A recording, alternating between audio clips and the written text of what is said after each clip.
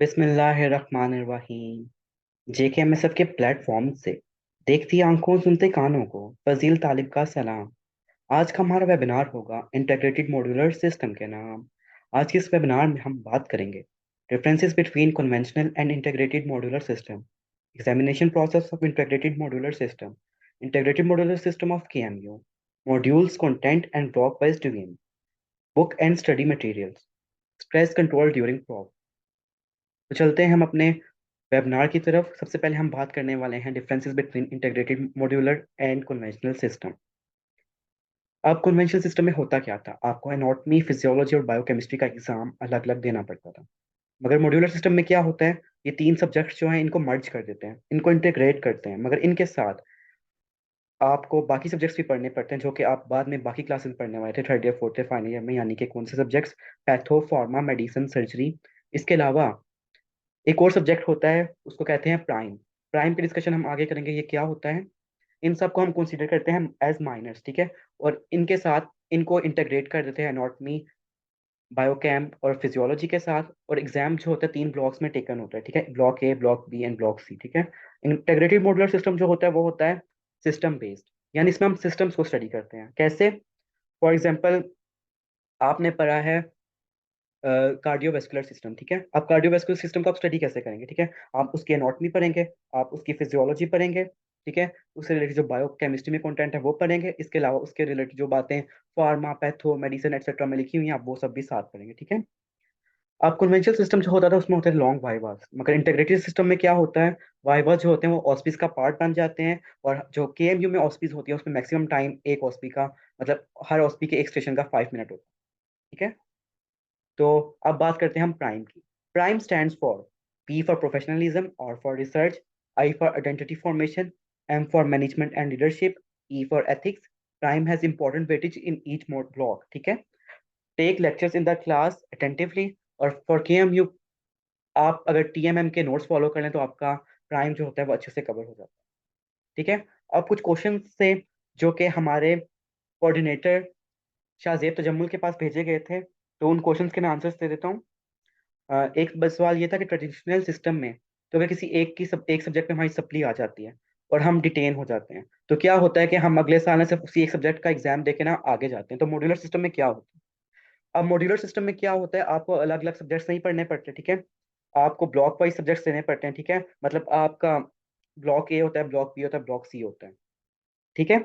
अब blocks wise है तो अब ब्लॉक जो है उसमें मतलब तमाम सब्जेक्ट्स को इंटरलिंक किया गया है, ठीक है। तो अब जिस ब्लॉक में आपकी सप्ली आएगी ना, ठीक है, आप उसके सप्ली का एग्जाम देंगे। अगर आपकी उसमें सप्ली होती है तो आप रिटेन होंगे, आप सिर्फ उसी ब्लॉक का एग्जाम देंगे, उसके बाद आप आगे मतलब जैसे नॉर्मल प्रोसेस था वैसे होता है। सही। और इसके अलावा एक और सवाल भी था, मतलब अभी जो सेकंड ईयर है, ठीक है, ये यूएचएस के लिए सवाल पूछा गया है कि अभी जो सेकंड ईयर है इनमें कन्वेंशनल सिस्टम था, ठीक है। ये कन्वेंशनल सिस्टम पढ़ के सेकंड ईयर में आई है, मगर इनमें से बहुत से बच्चों की सप्ली आई है और वो डिटेन हुए हैं, वो फर्स्ट ईयर में जाए गए हैं, तो उनका क्या होगा। देखिए केएमयू में तो ये होता है कि जो हमारा बैच था जिसका मतलब कि कन्वेंशनल सिस्टम था, और उसके बाद जो इमीडिएट जूनियर्स थे उनका उनका था वो मॉड्यूलर सिस्टम। तो ये हुआ था जो कन्वेंशनल सिस्टम वाले जिनकी सप्ली थी ना और वो डिटेन हुए थे, उन्होंने सबसे पहले एक साल लगा के जिस सब्जेक्ट में वो डिटेन हुए थे, जिस सब्जेक्ट की वजह से उसको क्लियर किया था। उसके बाद आगे जाके ना उन्होंने मॉड्यूलर सिस्टम को में अपनी एग्जामिनेशन प्रोसेस वगैरह की थी, आगे उनकी स्टडी जितनी भी थी ना वो इंटीग्रेटेड मॉड्यूलर सिस्टम में हुई थी। तो मोस्ट प्रोबेबली यूएचएस में भी यही फॉलो होगा कि अगर आपकी किसी सब्जेक्ट में सप्ली आई है तो पहले आप सप्ली में आप क्लियर हो गए, अगर सप्ली में भी आप क्लियर नहीं कर सकते तो आप डिटेन होंगे, ठीक है। डिटेन होने के बाद सबसे पहले आप वो सब्जेक्ट क्लियर करेंगे, उसके बाद आप आगे most probably integrated modular system में ही अपनी स्टडीज को कंटिन्यू रखेंगे। सही। अब हम बात करेंगे integrated modular system of KMU के curriculum of modular integrated system, sorry, curriculum of integrated modular system of KMU वो क्या है। हमारे जो है 5 मॉड्यूल्स, ठीक है। सिलेबस ऑफ फर्स्ट ईयर को ना 5 मॉड्यूल्स में डिवाइड कर दिया गया है। एक है फाउंडेशन मॉड्यूल, एक है ब्लड मॉड्यूल, एक है मस्कुलोस्केलेटल मॉड्यूल, एक है कार्डियोवास्कुलर सिस्टम मॉड्यूल एंड एक है रिस्पायरेटरी मॉड्यूल। अब जो हर मॉड्यूल है ना इसका एक टाइम पीरियड, ठीक है। किसी के 5 वीक्स होंगे, किसी के 6 वीक्स होंगे, ठीक है। अब जब मॉड्यूल का टाइम पीरियड कवर होगा, इसके कोर्स ऑफ कंटेंट्स आप पूरे पढ़ लेंगे, और उसका एक एग्जाम होता है इंटरनल एग्जाम। तो इस तरीके से ये चलता है, ठीक है। Foundation and blood module constitute block A, block B comprises of module MSK and block C comprises of module CVS and inspiration. अब इन एग्जामिनेशन कैसी होते हैं इंटीग्रेटेड मॉड्यूलर सिस्टम के, ठीक है। सबसे पहले हम बात करेंगे इंटरनल एग्जामिनेशन। सबसे पहले क्या होगा, आप फाउंडेशन मॉड्यूल पढ़ेंगे, उसका कुछ स्पेसिफिक टाइम होगा 5 से 6 वीक्स।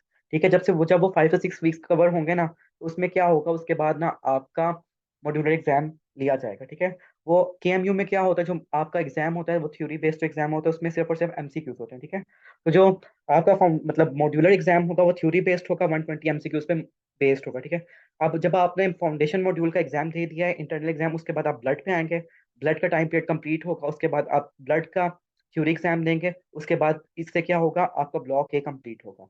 जब आपका ब्लॉक ए कंप्लीट होगा तो आपको ब्लॉक ए की इंटरनल एग्जामिनेशन देनी होगी। ठीक है, अब वो इंटरनल एग्जामिनेशन कैसी होगी, उसमें ये होगा कि आपका एक दिन थ्योरी एग्जाम होगा, एक दिन आपकी ओएसपी होगी। ठीक है, थ्योरी एग्जाम जो होगा आपका 120 मार्क्स पे मबनी होगा, और इसके 14 मार्क्स ना आप एक्सटर्नल एग्जाम में जाएंगे। ठीक है, और ओएसपी जो होगी वो 90 मार्क्स की होगी, जिसमें 10% मार्क्स ना एक्सटर्नल एग्जाम में लगेंगे। ठीक है, इसी तरह ब्लॉक 2 ब्लॉक 3 का काम होगा, मतलब ब्लॉक 2 जिसमें सिर्फ और सिर्फ एमएस के है, तो एमएस के की का मतलब डायरेक्ट ब्लॉक हो जाएगा। उसके बाद कार्डियोवेस्कुलर सिस्टम, और इस तरह करते करते सब कवर हो जाता है। ठीक है, अब बात करते हैं हम एक्सटर्नल एग्जामिनेशन। एक्सटर्नल एग्जामिनेशन क्या होती है? ठीक है, जब आपका मतलब ब्लॉक मॉड्यूल कंप्लीट हो जाता है, उसके बाद आपको प्रेप लीव्स होती हैं। और प्रेप लीव्स जो होती हैं वो आपकी 45 डेज मिनिमम होते हैं। ठीक है, अब उसके बाद आपका ना केएमयू एग्जाम कंडक्ट करता है। ठीक है, एग्जाम कैसे होते हैं, paper A, paper B, paper C. Paper A क्या होता है, ब्लॉक ए। ठीक है, ब्लॉक ए किस पे कंप्राइज था, ब्लड एंड फाउंडेशन पे। तो इसमें क्या होता है, आपके 120 एमसीक्यूज की वो होगी, थ्योरी होगी।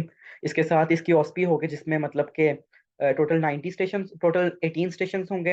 हर स्टेशन के 5 मिनट्स होंगे और 5 मार्क्स होंगे, और इसके टोटल मार्क्स 90 होंगे। ठीक है, और इन 90 मार्क्स में अगर हम इंटरनल प्रॉफ यानी ब्लॉक ए के 10 नंबर डालें तो ये ओएसपी के मार्क्स होते हैं 100। और 120 मार्क्स में अगर हम इंटरनल उसके मार्क्स डालें इंटरनल ब्लॉक ए के पेपर के, तो इसके टोटल मार्क्स होते हैं 134। ठीक है, मगर इसके अलावा आजकल ये सिस्टम स्टार्ट हुआ है कि डीएसएल वगैरह आ गए हैं, तो डीएसएल के अलग से मार्क्स होते हैं, तो उसके थोड़ी चेंजिंग्स आ सकती हैं। ब्लॉक बी का भी उसी तरह होगा। ब्लॉक बी जो कंप्राइज कर वो पेपर बी होगा, वो आपका कंप्राइज करेगा ब्लॉक बी पे 120 एमसीक्यूज की वो होगी थ्योरी, और इसके अलावा ओएसपी और सारा प्रोसेस सेम होगा। अब हम बात करते हैं डिटेल ऑफ ईच मॉड्यूल की। फाउंडेशन मॉड्यूल की सबसे पहले हम बात करेंगे। तो फाउंडेशन मॉड्यूल जो होगा वो होगा 5 से 6 वीक का। ठीक है, इसमें थीम्स क्या होंगी आपकी, ओरिएंटेशन 1 वीक का, सेल 1 वीक का, growth and development of human body 2 weeks का, and human body tissues, bones and joints ये 2 वीक्स का। एनाटॉमी की बात करें सबसे पहले। एनाटॉमी में जो आपकी बुक होगी वो होगी BD Chaurasia handbook of general anatomy. MCQs weightage जो ब्लॉक ए में आपका आएगा, मतलब फाउंडेशन मॉड्यूल से, वो एनाटॉमी वो होगा 13 एमसीक्यूज का। इसमें कोर्स ऑफ कंटेंट्स में हमारे पास जनरल एनाटॉमी की छोटी बुक है, वो सारी की सारी आ जाती है। For example introduction, skeleton, joints, muscle, circulatory system, lymphatic system, nervous system, skin, connective tissue. ठीक है, अब बात करेंगे हम एम्ब्रियोलॉजी की। एम्ब्रियोलॉजी में हम जो बुक यूज करते हैं वो होते हैं लैंगमैन मेडिकल एम्ब्रियोलॉजी। एमसीक्यूज पेटीज है इसका 15 एमसीक्यूज का। और जो कोर्स है इसमें वो होता है gametogenesis and first 8 weeks of development. YouTube channel जो मैं रेकमेंड करना चाहूंगा वो है brainless medicos, selfless medicos and doctor Najeeb.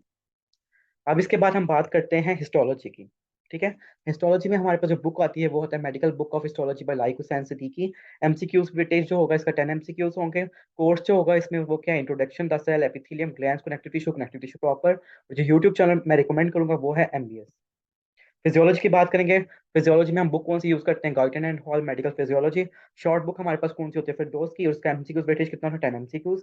Course की बात करें तो functional organization of human body, the cell and its functions, transport of substances through cell, membrane potential and action potentials. YouTube channels की बात करें तो medical gateway, MBS and doctor Najeeb. Biochemistry. Biochemistry में मतलब हम कौन सी बुक्स यूज करते हैं, एक तो सत्यानारायण या पंकज यूज करते हैं। शॉर्ट बुक्स हम इंसर्ट की बायोकेमिस्ट्री यूज करते हैं, और एमसीक्यूज वेटेज इसका होता है 14 एमसीक्यूज, और बायोकेम के मैक्सिमम एमसीक्यूज रिपीट होते हैं। कोर्स की बात करें तो उसमें क्या आता है हमारे पास, बायोमोलिक्यूल्स एंड सेल आ जाता है, कार्बोहाइड्रेट्स आ जाते हैं, न्यूक्लिक एसिड, न्यूक्लियोटाइड्स आता है, पीएच आता है, बायोफिजिकल बायोकेमिस्ट्री आती है। इसके साथ यूट्यूब चैनल जो मैं आपको रिकमेंड करना चाहूंगा वो है एमबीएस का। अब प्रैक्टिस बुक जो आपको यूज करनी चाहिए वो है 10 डॉक्टर्स ब्लड। अब बात करेंगे हमारे ब्लड मॉड्यूल की। ब्लड मॉड्यूल की ड्यूरेशन 5 वीक्स है। थीम्स क्या है इसका, pallor and swelling, fever, infection and immunology, excessive bleeding and transfusion reactions. Anatomy में बात करें तो एमसीक्यूज वेटेज होगा 4 एमसीक्यूज है सिर्फ इसके। और कोर्स में ब्लड एंड इम्यून सिस्टम आता है, लिम्फॉइड ऑर्गन्स आता है। यूट्यूब चैनल्स में एमबीएस है इसका। फिजियो वो ये है हमारे पास हिस्टोलॉजी। ठीक है, इसके बाद फिजियोलॉजी में हम बात करें तो फिजियोलॉजी में हमारे पास जो टोटल वेटेज है एमसीक्यूज का वो है 22 एमसीक्यूज। और complete blood unit from Guyton जो है वो शामिल होगी। और यूट्यूब चैनल्स में आपको ऑलरेडी बता चुका हूँ, मेडिकल गेट पे, MBS and doctor Najeeb. Biochemistry की बात करें तो इसमें हमारे पास टोटल 12 MCQs आएंगे। कोर्स क्या है हमारे पास? Water soluble vitamin, plasma proteins, haemoglobin and porphyrins. YouTube channel में ऑलरेडी बता चुका हूँ, वो है MBS। ठीक है। अब आ जाता है हमारा block 2, paper B, musculoskeletal module. सबसे पहले हम इसकी बात करेंगे। इसकी ड्यूरेशन है 8 वीक्स। इसमें क्या है? थीम्स है इसकी: orientation and shoulder pain 2 weeks का, weak grip and painful hand 1 week का, pain lower limb limping 2 weeks का, bony arches and fracture of foot 1 week का, बैक एके 1 वीक का, and muscle weakness and fatigue 1 week की। ठीक है। Anatomy की बात करें तो सबसे पहले हम बात करेंगे ग्रॉस एनाटॉमी की। ग्रॉस एनाटॉमी जो हम बुक यूज करेंगे वो होती है स्नेल्स एनाटॉमी। शॉर्ट बुक इसकी हम यूज करते हैं शॉर्ट स्नेल।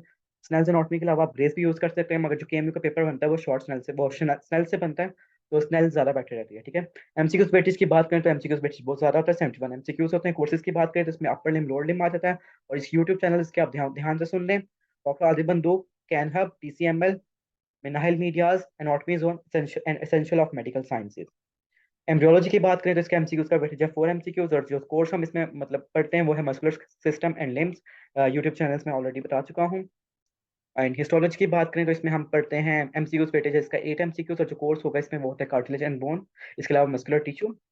फिजियोलॉजी, फिजियोलॉजी की बात करें तो इसमें टोटल एमसीक्यूज का वेटेज है 16 MCQs। कोर्स की बात करें तो contraction of skeletal muscles, excitation of skeletal muscles, excitation and contraction of smooth muscles. YouTube channels में ऑलरेडी बता चुका हूँ आपको। बायोकेमिस्ट्री की बात करें तो इसमें हमारे पास जो एमसीक्यूज है वो कोर्स आता है वो होते हैं fat soluble vitamin, protein and amino acids, mineral metabolism. अब आ जाता है हमारा ब्लॉक C यानी कार्डियोवास्कुलर सिस्टम, और इसका मॉड्यूल जो है कार्डियोवास्कुलर सिस्टम। इसकी बात करेंगे ब्लॉक C में हम। इसकी जो ड्यूरेशन है 5 वीक्स की है। थीम्स के हैं: चेस्ट पेन 1 वीक का, breathless and ankle swelling 2 weeks का, ब्लड प्रेशर 1 वीक का, पाल्पिटेशन 1 वीक की। ठीक है। एनाटॉमी की बात करें तो इसमें टोटल एमसीक्यूज वेटेज कितना है? 11 MCQs हैं। ठीक है। अब जरा ये ग्रॉस एनाटॉमी है। ठीक है। इसमें हम पढ़ते क्या हैं? थोरेक्स पढ़ते हैं। थोरेक्स में हम हार्ट को पढ़ेंगे। यूट्यूब चैनल्स में ऑलरेडी बता चुका हूँ। एम्ब्रियोलॉजी की बात करें तो इसमें हमारे पास एमसीक्यूज का वेटेज है 4। और कार्डियोवास्कुलर सिस्टम में हम रीड करते हैं। और हिस्टोलॉजी में मतलब एमसीक्यूज का वेटेज है 4, और जो सर्कुलेटरी सिस्टम होता है हम उसको पढ़ते हैं। फिजियोलॉजी की बात करें तो फिजियोलॉजी का कोर्स बहुत लेंथी होता है। इसमें इसके एमसीक्यूज वेटेज है 34। और कोर्सेज की बात करें तो कंप्लीट यूनिट 3 यानी जो हार्ट है वो, कंप्लीट यूनिट 4 यानी जो सर्कुलेटरी सिस्टम है वो। ठीक है। यूट्यूब चैनल्स में ऑलरेडी बता चुका हूँ: मेडिकल गेट पे, MBS एंड डॉक्टर नजीब। इसके अलावा बायोकेमिस्ट्री की बात करें तो इसमें हमारे पास एंजाइम्स हैं, कार्डियक एंजाइम्स आ जाता है।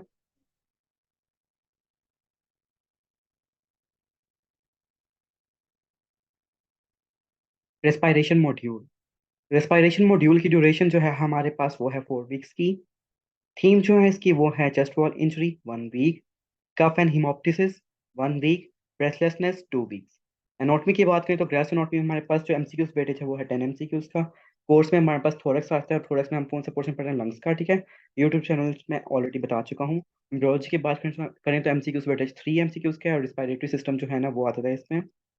हिस्टोलॉजी में हम बात करें तो 4 MCQs हैं, और रिस्पायरेटरी सिस्टम इसका कोर्स आता है। फिजियोलॉजी में बात करें तो हमारे जो एमसीक्यूज वेटेज है वो है 20 MCQs का। और इसमें जो कोर्स है वो है कंप्लीट यूनिट 7, रिस्पायरेशन वाला पूरा यूनिट शामिल है।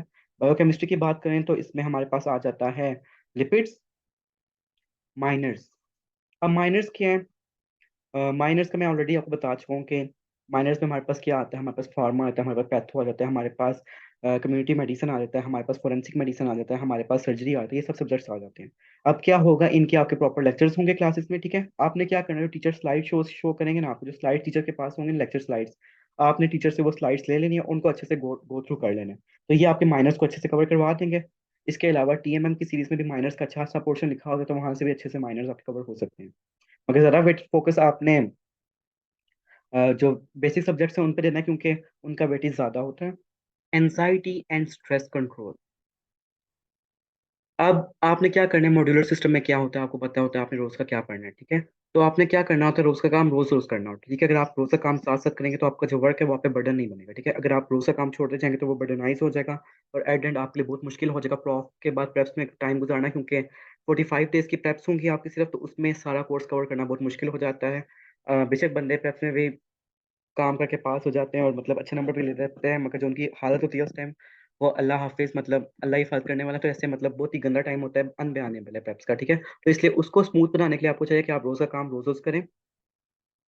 इसके अलावा पॉजिटिव रहें, पॉजिटिव सोचें, पॉजिटिव बातें करें, पॉजिटिव रहें, क्योंकि आपको ना मेडिकल कॉलेज में हर किस्म के लोग मिलेंगे, बहुत से नेगेटिव होंगे, बहुत से पॉजिटिव होंगे। नेगेटिव लोगों से दूर रहें, कोशिश करें कि आप अपने काम से काम रखें।